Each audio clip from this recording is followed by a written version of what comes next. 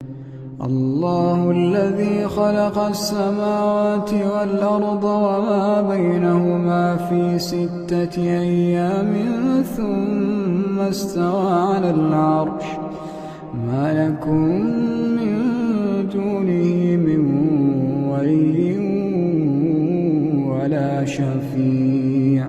السلام علیکم ورحمۃ اللہ وبرکاتہ۔ امید ہے کہ آپ سب لوگ خیریت سے ہوں گے۔ اللہ تعالی ہم سب کو اپنے حفظ و امان میں خیر و عافیت کے ساتھ رکھیں۔ ہم پڑھ رہے ہیں سورہ البقرہ، ہم آیت نمبر 110 تک پڑھ چکے ہیں۔ آگے پڑھتے ہیں، شروع کرتے ہیں اللہ کا نام لے کر۔ اعوذ باللہ من الشیطان الرجیم، بسم اللہ الرحمن الرحیم۔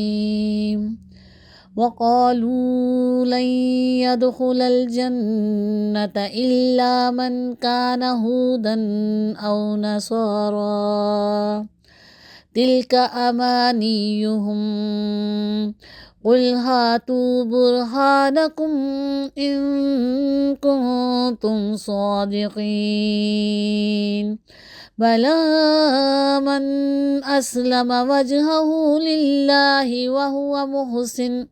وهو محسن فله أجره عند ربه ولا خوف عليهم ولا هم يحزنون۔ وقالت اليهود ليست النصارى على شيء وقالت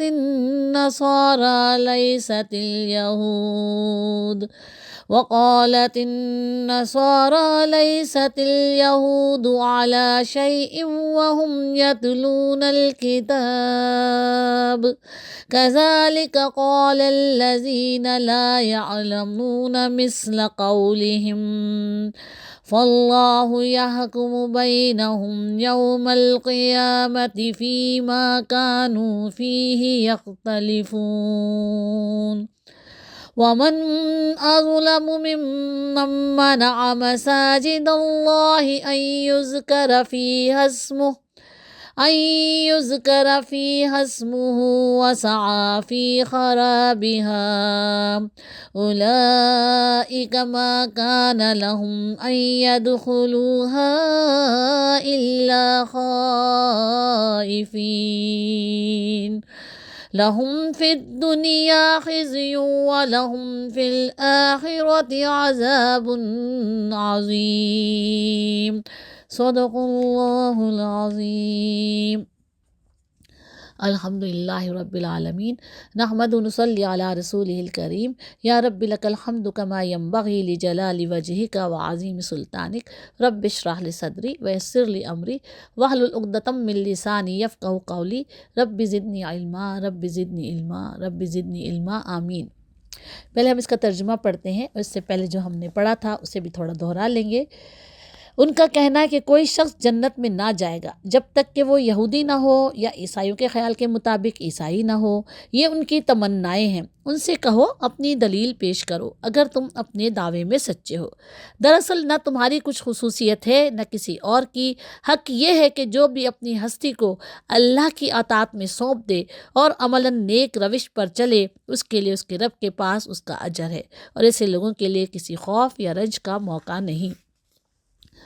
یہودی کہتے ہیں عیسائیوں کے پاس کچھ نہیں، عیسائی کہتے ہیں یہودیوں کے پاس کچھ نہیں، حالانکہ دونوں ہی کتاب پڑھتے ہیں، اور اسی قسم کے دعوے ان لوگوں کے بھی ہیں جن کے پاس کتاب کا علم نہیں ہے۔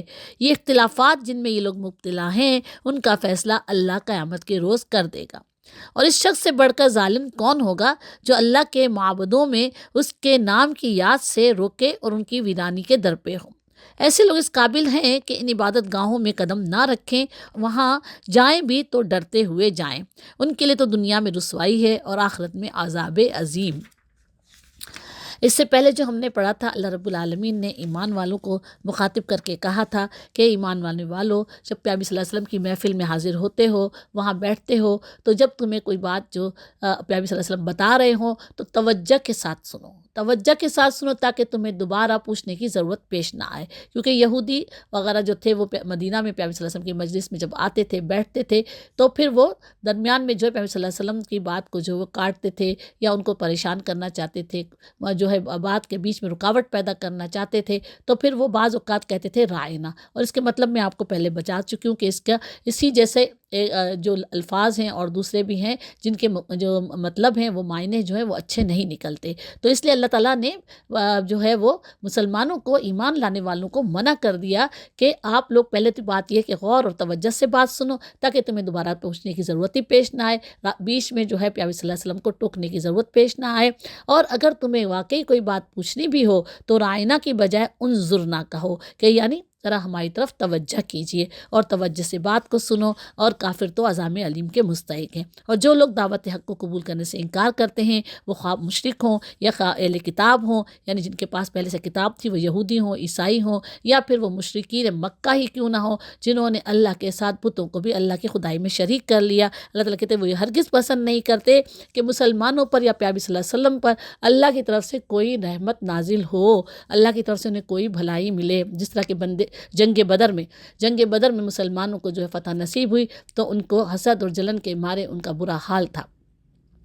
سیرت النبی صلی اللہ علیہ وسلم پڑھتے ہیں یا تاریخ پڑھتے ہیں تو ہمیں پتہ چلتا ہے کہ اس کے بعد ان لوگوں نے کس طرح کے ہتھ کنڈے استعمال کیے تھے مسلمانوں کو تنگ کرنے کے لیے۔ اللہ تعالیٰ کہتے ہیں مگر اللہ ہی ہے جس کو اپنی رحمت کے لیے چن لیتا ہے، اور وہ بڑا فضل فرمانے والا ہے۔ اللہ جسے چاہے اپنی رحمت کے لیے چن لے، اپنے فضل کے لیے چن لے۔ پھر اللہ تعالیٰ نے بتایا تھا کہ یہ جو ہے اس بات پر جو ہے اعتراض کرتے تھے کہ ہماری کتابوں میں جو آیتیں ہیں، جو احکامات ہیں، قرآن میں بالکل ویسے ہی احکامات نہیں ہیں، بلکہ اس میں کچھ تبدیلیاں ہیں، کچھ احکامات بدلے ہوئے ہیں۔ تو اللہ تعالیٰ فرماتے ہیں کہ میں مصنف ہوں، میں اس کتاب کو بھی لکھنے والا تھا، اس کو بھی نازل کرنے والا تھا، اس کتاب کو بھی نازل کرنے والا میں ہی ہوں، اور میں جو چاہوں میں کر سکتا ہوں۔ ہاں، جو تمام کتابوں میں جو ایک بات ہے وہ بالکل مشترک ہے، اس میں کوئی دو رائے نہیں ہے کہ ہر کتاب نے اللہ تعالیٰ کا ایک ہی پیغام ہے کہ صرف ایک اللہ کی عبادت کی جائے، شرک نہ کیا جائے، کفر اختیار نہ کیا جائے، رسولوں کی پیروی کی جائے، پیغمبروں کو مانا جائے، ان کی تکذیب نہ کی جائے، اور پھر نماز، روزہ، زکوٰۃ، حج، یہ سب بھی تھے، لیکن تھوڑا سا مختلف قسم کی عبادتیں تھیں، تھوڑے سے اختلاف کے ساتھ۔ تو اللہ تعالیٰ کہتے ہیں کہ میں چاہوں تو جس آیت کو منسوخ کر دوں، جس حکم کو منسوخ کر دوں، یا پھر بھلا دوں، یا پھر اس کی جگہ اس سے بہتر لاؤں، یا پھر کم از کم ویسی ہی لے کر آؤں۔ تو اللہ تعالیٰ ہر چیز پر قدرت رکھتا ہے، اور کیا تمہیں خبر نہیں زمین اور آسمان کے میں جو بادشاہی وہ کس کی ہے؟ وہ اللہ کی ہے، اس کے سوا تمہاری کوئی خبر گیری کرنے والا نہیں، اور نہ ہی تمہاری کوئی مدد کرنے والا ہے۔ اور پھر تم کیا اپنے رسول سے اسی قسم کے مطالبات کرنا چاہتے ہو جس قسم کے مطالبات جو ہیں حضرت موسیٰ علیہ السلام سے کیے گئے تھے؟ یعنی یہودیوں سے کہا جا رہا ہے، کیونکہ یہودی تورات کو ماننے والے، حضرت موسیٰ علیہ السلام کو ماننے والے تھے، تو ان سے کہا جا رہا ہے یہاں پر کہ جس شخص نے ایمان کی روش کو کفر کی روش سے بدل لیا وہ راہ راست سے بھٹک گیا۔ اور اہل کتاب میں سے اکثر یہ چاہتے ہیں کہ کسی طرح تمہیں ایمان سے پھیر کر کفر کی طرف لے جائے۔ حق ان پر ظاہر ہو چکا ہے، اس کے باوجود وہ اپنے نفس کے حسد کی بنا پر یہ خواہش رکھتے ہیں کہ آپ کو آپ کے دین سے پھیر لے جائیں، کیونکہ ان کو حسد یہی تھا کہ پیغمبر صلی اللہ علیہ وسلم آخری پیغمبر جو ہیں بنی اسماعیل میں سے کیوں ہیں،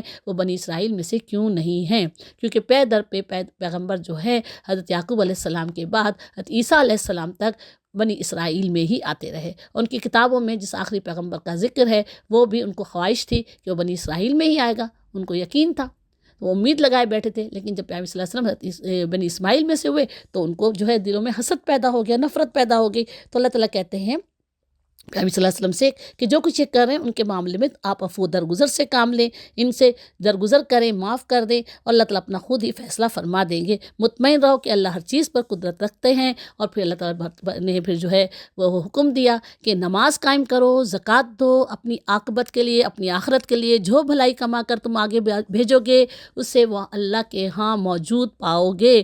جو کچھ تم کرتے ہو سب اللہ کی نظر میں ہے، اللہ سے کچھ چھپا ہوا نہیں ہے۔ جو آج ہم نے پڑھا ہم اسے دیکھتے ہیں کہ آج ہم نے کیا پڑھا۔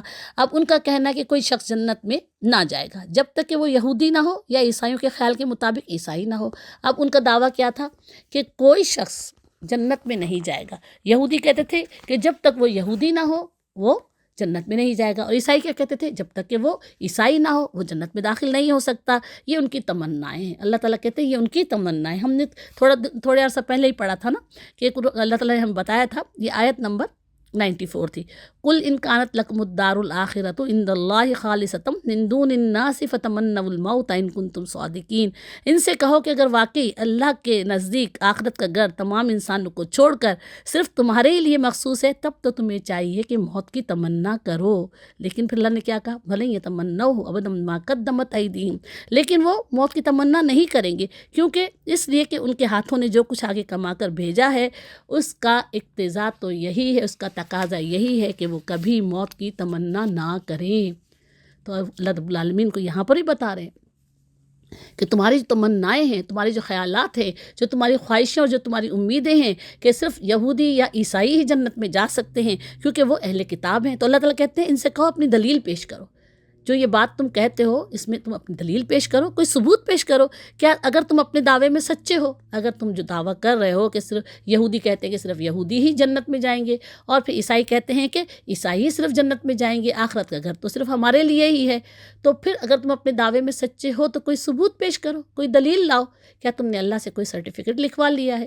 یہ اللہ نے تمہیں سرٹیفکیٹ دے دیا ہے کہ بس تم جو یہودی ہوگا، جو عیسائی ہوگا وہی جنت میں جائے گا؟ حالانکہ اللہ رب العالمین نے کسی کا نام نہ عیسائی رکھا نہ یہودی رکھا، اور نہ ہی کسی پیغمبر نے اپنی قوموں کا نام عیسائی یا یہودی رکھا۔ یہ نام ان لوگوں نے خود اپنے رکھ لیے تھے، اسی لیے اللہ تعالیٰ ان کو قرآن میں بھی انہی ناموں سے پکار رہے ہیں، ٹھیک ہے نا۔ جبکہ جو بھی پیغمبر آیا، حضرت آدم علیہ السلام سے لے کر حضرت محمد مصطفیٰ صلی اللہ علیہ وسلم تک جتنے پیغمبر آئے، ان کے ماننے والے سب کے سب مسلمان تھے، سب کے سب مسلمان تھے۔ حضرت ابراہیم علیہ السلام کے بارے میں پڑھتے قرآن میں لکھتے انا اول المسلمین، میں سب سے پہلے فرما بردار ہوں۔ مسلم کا مطلب ہے فرما بردار، تو جو اللہ کو مانے گا وہ اللہ کا فرما بردار ہو جائے گا، جو اللہ کے پیغمبروں کو مانے گا وہ اللہ کا فرما بردار ہوگا۔ تو اللہ کو تو صرف کیا منظور ہے، اللہ کو کیا چاہیے؟ اللہ کو اپنے بندوں سے اپنی فرما برداری چاہیے۔ اللہ پر ایمان لانا مقصود ہے ہماری زندگی کا۔ تو جو اللہ پر ایمان لاتا ہے وہ کون ہوتا ہے؟ وہ مسلم ہوتا ہے، وہ اللہ کی فرما برداری اختیار کرتا ہے۔ تو اللہ رب العالمین نے کسی کا بھی نام نہ کافر رکھا، نہ مشرک رکھا، نہ یہودی رکھا، نہ ہی عیسائی رکھا۔ انہوں نے اپنے نام خود ہی تجویز کر لیے تھے، خود ہی بنا لیے تھے یہ نام اپنے۔ تو وہ کہتے تھے کہ ان کی یہ تمنا تھی، ان کی یہ آرزو تھی کہ بس وہی جائیں گے۔ اللہ تعالیٰ کہتے ہیں یہ تو ان کی بے بنیاد آرزویں ہیں، جبکہ اللہ تعالیٰ کہتے ہیں کون جائے گا جنت میں، آخرت کا گھر کس کے لیے ہوگا؟ اب اللہ تعالیٰ ہمیں بتا رہے ہیں اگر تم اپنے دعوے میں سچے ہو، دراصل نہ تمہاری کچھ خصوصیت نہ کسی اور کی۔ اللہ تعالیٰ کہتے ہیں نہ تو تمہاری کوئی ایسی خصوصیت ہے، نہ کسی اور کی کوئی ایسی خصوصیت ہے کہ وہ جنت میں چلا جائے جبکہ وہ اپنے دین میں سے پھر چکا ہو، یا اپنے دین میں تبدیلیاں کر چکا ہو، یا پھر وہ اللہ کی فرما برداری اختیار نہ کرے۔ یہ تمہاری کوئی ایسی خصوصیت نہیں ہے جس کی بنیاد پر تم جو ہے جنت میں جا سکو، سوائے اس کے کہ اگر تم مومن ہو اور تم نے نیک عمل کیے ہوں۔ حق یہ کہ جو بھی اپنی ہستی کو اللہ کی اطاعت میں سونپ دے۔ اب اللہ تعالیٰ کہہ رہے سچائی کیا ہے؟ جنت میں جانے والی جو بات ہے اس کی بیس، اس کی بنیاد، اس کی سچائی کیا ہے؟ سچائی تو یہ ہے کہ جنت میں صرف وہ جائے گا، آخرت کا اچھا گھر صرف اس کے لیے ہوگا جو اپنے آپ کو، اپنی زندگی کو، اپنی ہستی کو اللہ کی اطاعت میں سونپ دے، یعنی بس اطیع اللہ کی اطاعت کرے، اور اطیع الرسول، اور اللہ کے رسولوں کی اطاعت اور فرما برداری کرے، اور عملاً نیک روش پر چلے، اور وہ ایمان لانے کے بعد اپنے آپ کو اللہ کی اطاعت میں سونپنے کے بعد پھر وہ نیک عمل کرے، سیدھے راستے پر چلے، ایسے راستے پر چلے جو کہ صحیح اور سیدھا صراط مستقیم، وہ سیدھا راستہ جو اللہ نے ہمیں قرآن کے ذریعے بتایا، پیغمبروں کے ذریعے ہم تک پہنچایا، تو اس سیدھے راستے پر چلے، اس کے لیے اس کے رب کے پاس اس کا اجر ہے، اور ایسے لوگوں کے لیے کسی خوف یا رنج کا موقع نہیں ہے۔ اللہ تعالیٰ کہتے ہیں کہ جو ایمان لائے، اپنے آپ کو اللہ کی اطاعت میں سونپ دے، اور پھر سیدھی راہ پر چلے، نیک عمل کرے، اللہ کے احکامات کے مطابق نیک عمل کرے، قرآن کے مطابق اور رسولوں کی سنتوں کے مطابق نیک عمل کرے گا، تو اللہ تعالیٰ کہتے ہیں کہ اس کے لیے اس کے رب کے پاس بڑا اجر ہے، اور ایسے لوگوں کے لیے کسی خوف اور رنج کا موقع نہیں ہے، نہ دنیا میں اور نہ آخرت میں۔ دنیا میں تو ہم آزمائے جائیں گے، کیونکہ ہم جب بھی کوئی لاتا ہے، جب کوئی بھی انسان ایمان لاتا ہے، وہ کفر یا شرک سے، منافقت سے ایمان کی طرف پھرتا ہے، تو پھر اللہ تعالیٰ اس کے ایمان کو ٹیسٹ بھی کرتے ہیں نا، اس کا امتحان بھی لیتے ہیں۔ اور جو ہم پہلے سے ایمان والے ہیں، ہم الحمدللہ ہم مسلمان گھروں میں پیدا ہوئے ہیں، ہم بچپن سے ہی ہم ایمان والے ہیں اور ہمیں پتہ ہے کہ ہم مسلم ہیں، تو ہمارے بھی امتحانات ہوتے رہتے ہیں۔ ایسا نہیں کہ ہمارے امتحانات نہیں ہوں گے، یہ دنیا تو ہے بھی ویسے بھی امتحان کی جگہ، یہ دنیا دارالامتحان ہے۔ دارالاجر جو ہے وہ ہماری کیا ہوگی؟ وہ آخرت ہوگی۔ یہاں بھی اللہ ہمیں اجر دیتے ہیں، ہمارے نیک اعمال کا اجر دیتے ہیں، ہماری برائیوں کی سزا بھی دیتے ہیں، لیکن جو اصل میں حساب کتاب ہوگا وہ ہوگا آخرت کے دن۔ اور آخرت میں جو ہے وہ جو ہمیں ملے گا، آخرت کا گھر ملے گا، جنت کی صورت میں ملے گا، تو وہی سب سے بڑی کامیابی ہوگی۔ دنیا میں ہمارے امتحانات ہوں گے اور سب کے مختلف امتحانات ہوتے ہیں۔ اللہ کبھی کسی مسلمان کو کسی چیز سے آزماتے ہیں، کسی مسلمان کو کسی اور چیز سے آزماتے ہیں، کسی کو کوئی دکھ ہو، کسی کو کوئی پریشانی ہو، کسی کو بیماری لاحق ہو جاتی ہے، کسی کے مال میں خسارہ ہو جاتا ہے، کوئی غربت اور مفلسی میں مبتلا ہو جاتا ہے۔ بہت ساری ایسی چیزیں ہیں جو آزمائش کے طور پر ہمارے سامنے آتی ہیں۔ اس حالت میں کیا کرنا ہوتا ہے؟ اس حالت میں قرآن میں اللہ تعالیٰ ہمیں بتاتے ہیں وَاسْتَعِینُوا بِالصَّبْرِ وَالصَّلَاةِ، نماز اور صبر سے کام لو، اے مومنو نماز اور صبر سے کام لو۔ اور پھر یہودی کہتے ہیں عیسائیوں کے پاس کچھ نہیں، عیسائی کہتے ہیں یہودیوں کے پاس کچھ نہیں، حالانکہ دونوں ہی کتاب پڑھتے ہیں۔ یہودی کہتے تھے عیسائیوں کے پاس کچھ نہیں، اور عیسائی کہتے ہیں یہودیوں کے پاس کچھ نہیں، حالانکہ دونوں کے پاس کتاب موجود ہے۔ یہودیوں کے پاس تورات موجود تھی، اس کے بعد حضرت عیسیٰ علیہ السلام کو جب اللہ نے پیغمبر مبعوث کیا، اللہ تعالیٰ نے انجیل عطا کی، اور انجیل جو تھی وہ پہلے کی کتابوں کی تصدیق کرتی تھی، زبور کی، تورات کی تصدیق کرتی تھی، یعنی وہ بھی اللہ کی کتابیں تھیں اور یہ بھی اللہ کی طرف سے نازل کردہ کتابیں ہیں، لیکن ان کی آپس کی جو وہی نفرتیں، حسد اور جلن اور کڑھن جو تھی وہ نہیں جاتی تھی۔ وہ جو بھی جس ایک قوم میں جو کتاب اللہ تعالیٰ نے نازل کی، وہ سمجھتے تھے کہ بس ہم ہی سب سے برتر ہیں۔ عیسائی سمجھتے تھے کہ ہم برتر ہیں، یہودی سمجھتے تھے کہ ہم برتر ہیں، اپنی برتری ایک دوسرے کے اوپر ثابت کرنے کے لیے بس یہ جنگ و جدل ان کی جاری تھی۔ یہ تمام جو چیزیں تھی، یہ حسد اور نفرت صرف اسی بنیاد پہ تھا کہ ہمیں زیادہ فضیلت حاصل ہے، ہمیں زیادہ جو ہے وہ رتبہ حاصل ہے، جبکہ اللہ تعالیٰ کی تمام کتابیں جو ہیں ان کو فضیلت حاصل ہے۔ لیکن ان کتابوں پر جو کہ پہلے گزر چکی ہیں، ہم ان پر عمل کیوں نہیں کرتے؟ کیونکہ اس میں بہت زیادہ تبدیلیاں ہو چکی ہیں، اتنی تبدیلیاں ہو چکی ہیں کہ اب وہ کتابیں جو ہیں وہ قابل عمل نہیں رہی ہیں۔ اس لیے اللہ تعالیٰ نے قرآن نازل کیا تاکہ دوبارہ سے لوگوں کو جو ہے وہ سیدھا راستہ دکھایا جا سکے، جس کی سے وہ بھٹک چکے ہیں اور انہوں نے اپنے دین میں شرک پیدا کر لیا ہے اور اب اس کتاب سے بھی انکار کر رہے ہیں۔ وہ یہودی جو کہ مدینے میں آباد تھے، وہ اس کتاب سے بھی انکار کر رہے تھے۔ ان میں سے چند لوگ ایسے تھے، کچھ لوگ ایسے تھے جو ایمان لائے تھے، ایسا نہیں تھا کہ سارے کے سارے ایسے تھے، کچھ لوگ ایمان لائے تھے، لیکن زیادہ تر جو تھے اس کا انکار کرتے، کیونکہ ان کے علماء اس کا انکار کر رہے تھے، اور جب علماء انکار کر رہے تھے تو ان کے پیچھے چلنے والے جو تھے وہ اپنے علماء کے پیچھے چل رہے تھے۔ اگر علماء قبول کر لیتے کہ یہ واقعی اللہ کی طرف سے نازل کردہ کتاب ہے اور وہ مان گئے تھے، حق کو مان گئے تھے، سچائی کو مان گئے تھے، لیکن ایمان نہیں لا رہے تھے کیونکہ وہ اپنے آپ کو پیغمبر صلی اللہ علیہ وسلم کے سامنے اپنی جھکانا نہیں چاہتے تھے۔ وہ اس بات کو پیغمبر صلی اللہ علیہ وسلم کو اللہ کا آخری پیغمبر تسلیم نہیں کرنا چاہتے تھے۔ وہ سمجھتے تھے کہ اگر وہ جھک گئے تو ہمیشہ انہیں جو ان کی بات ماننی پڑے گی، اسی طرح سے جس طرح کے مکہ کے کافر اور مشرک سرداروں نے پیغمبر صلی اللہ علیہ وسلم کو کیوں نہیں مانا؟ کیونکہ وہ تکبر میں پڑے ہوئے تھے۔ انہیں پتہ تھا کہ اگر ہم نے محمد کی بات مان لی صلی اللہ علیہ وسلم تو پھر ہمیں ان کی پیروی کرنی پڑے گی، ہمیں اپنی سرداریوں سے ہاتھ دھونا پڑے گا، وہ پھر ہمارے سردار بن بیٹھیں گے۔ اسی طرح سے مدینے میں بھی یہ یہودیوں کے جو علماء تھے وہ بھی اسی تکبر کی وجہ سے نہیں مان رہے تھے کہ اگر ہم نے محمد کی بات مان لی صلی اللہ علیہ وسلم تو پھر ہمیں تو اس کی پیروی کرنی پڑے گی، ہر حال میں ہمیں جو اس کی اطاعت کرنی پڑے گی، اور یہ انہیں کسی طرح قبول نہیں تھا۔ وہ تو اپنی سرداریوں کی جو ہے دکانیں سجائے بیٹھے تھے، تو اپنا کس طرح سے وہ دنیا کا خسارہ کر لیتے۔ لیکن انہوں نے، اللہ تعالیٰ ہمیں قرآن میں بتا رہے ہیں کہ انہوں نے بہت بری تجارت کی ہے نا، بہت بری تجارت کی۔ اور وہ تجارت کیا بری تھی؟ انہوں نے آخرت کے بدلے میں دنیا خرید لی۔ اب ہمیں بھی تھوڑا یہاں رک کر سوچنا چاہیے کہ ہم مسلمان کیا کر رہے ہیں؟ کیا ہم بھی اس آخرت کے بدلے میں دنیا تو نہیں کما رہے؟ ہم صرف دنیا کمانے کے پیچھے پڑے ہوئے ہیں نا، ہمیں اپنی آخرت کی فکر تک نہیں ہے۔ ہمیں اپنی آخرت کی فکر کرنی ہے تو ہمیں اپنی روش کو بدلنا ہوگا. اور کون سی روش اختیار کرنی ہوگی؟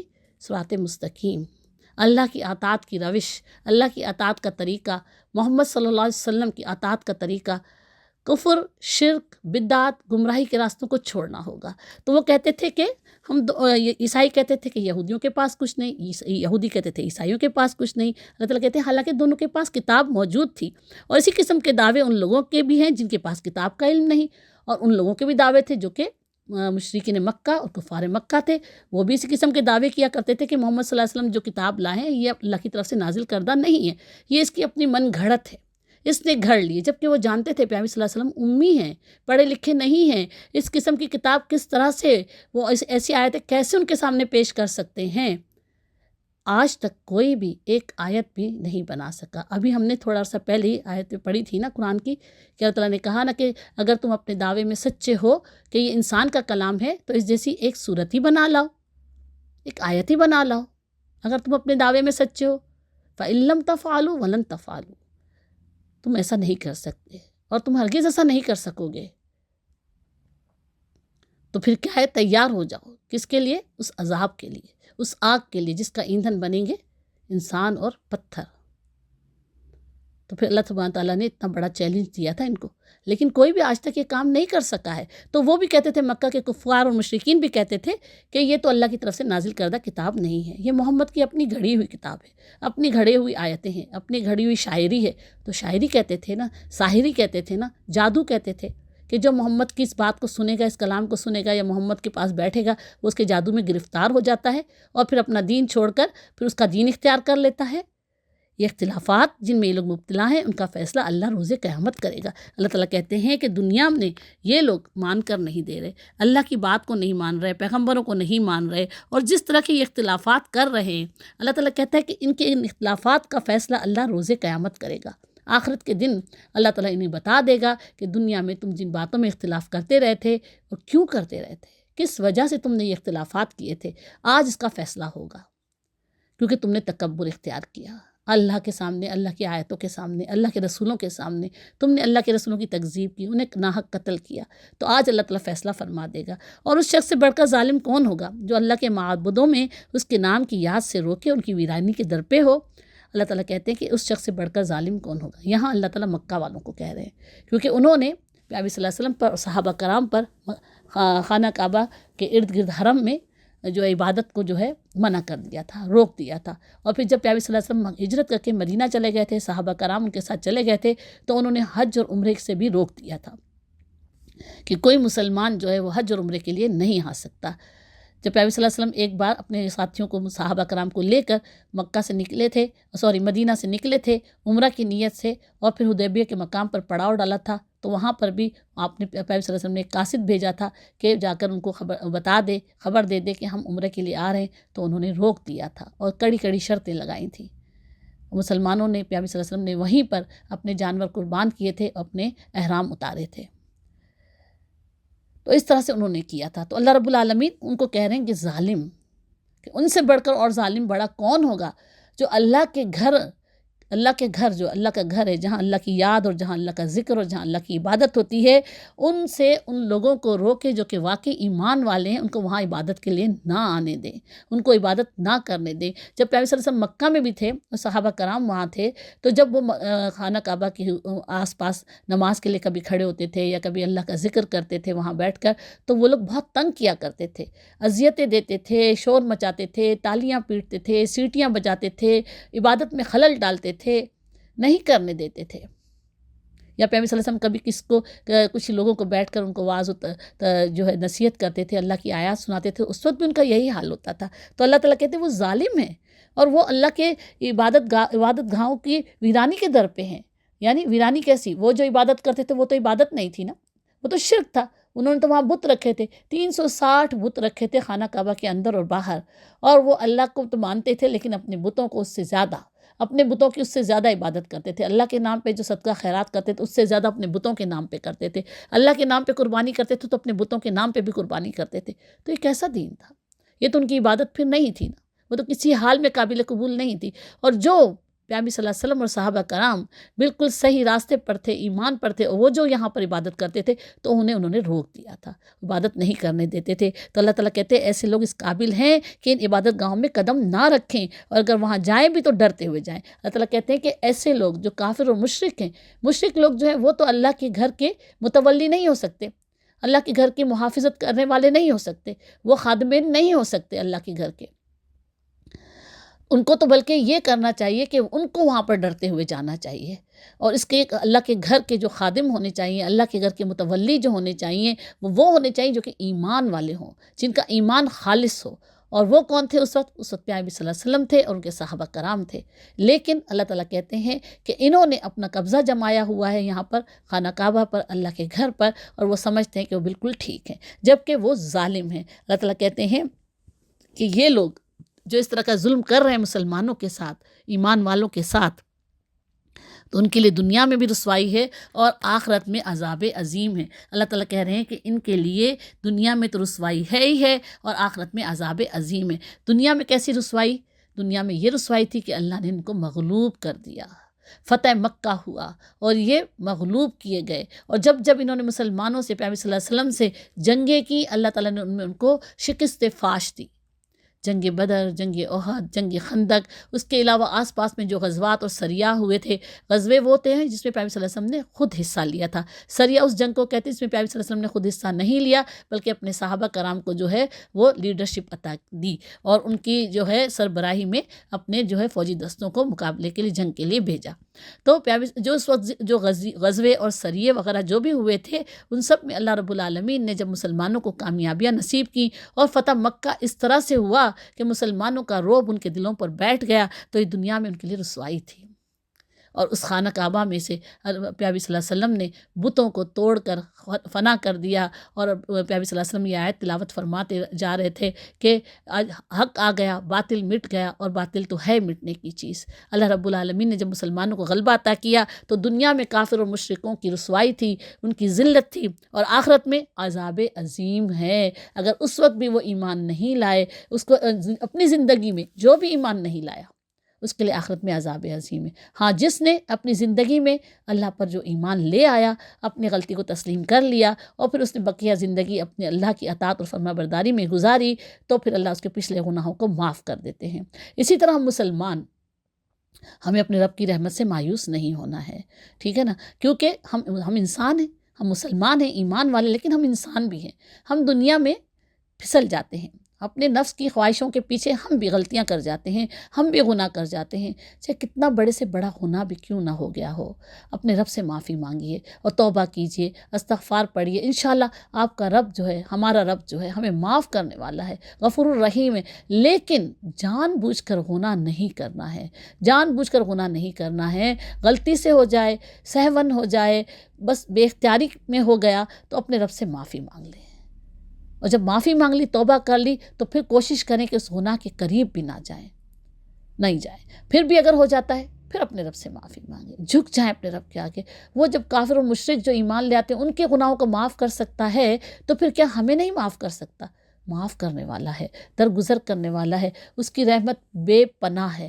لیکن ہمیں اپنے اعمال پہ بھی نظر رکھنی ہے، یہ نہ ہو کہ ہم صرف یہ سوچتے ہوئے کہ ہاں اللہ تو غفور رحیم ہے، ہمیں تو معاف کر دے گا، ہم گناہ پر گناہ کیے جائیں، اور ہم بھی ان کی یہود اور عیسائیوں کی طرح سے کہ آخرت کا گھر تو ہمارے لیے ہی ہے، پیامبر صلی اللہ علیہ وسلم تو ہماری سفارش کریں گے ہی کریں گے، ہماری شفاعت تو کریں گے ہی کریں گے، ہم تو سیدھے جنت میں جائیں گے۔ ہم گناہوں بھری زندگی میں مبتلا رہیں۔ ایمان والا ایسا نہیں ہوتا ہے۔ ایمان والا اپنے ایمان کی حفاظت کرتا ہے، اپنے اعمال کی حفاظت کرتا ہے، کیونکہ ایمان اور عمل صالح دونوں کا ساتھ ہے، دونوں ایک دوسرے کے ساتھ ہیں۔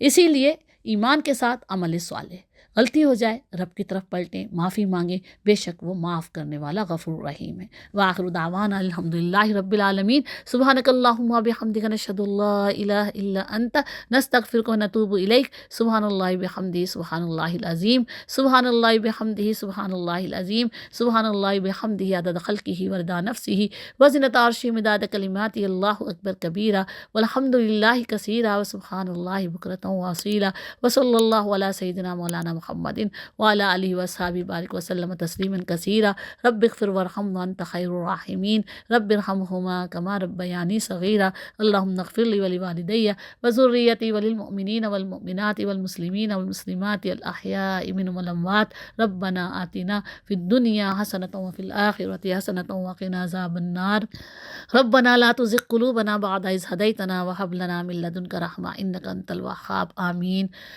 ربنا تقبل منا إنك أنت السميع العليم وتب علينا إنك أنت التواب الرحيم سبحان ربك رب العزة عما يصفون وسلام على المرسلين والحمد لله رب العالمين آمين اللهم صل على محمد وعلى آله وصحبه أجمعين برحمتك يا أرحم الراحمين آمين السلام عليكم ورحمة الله وبركاته.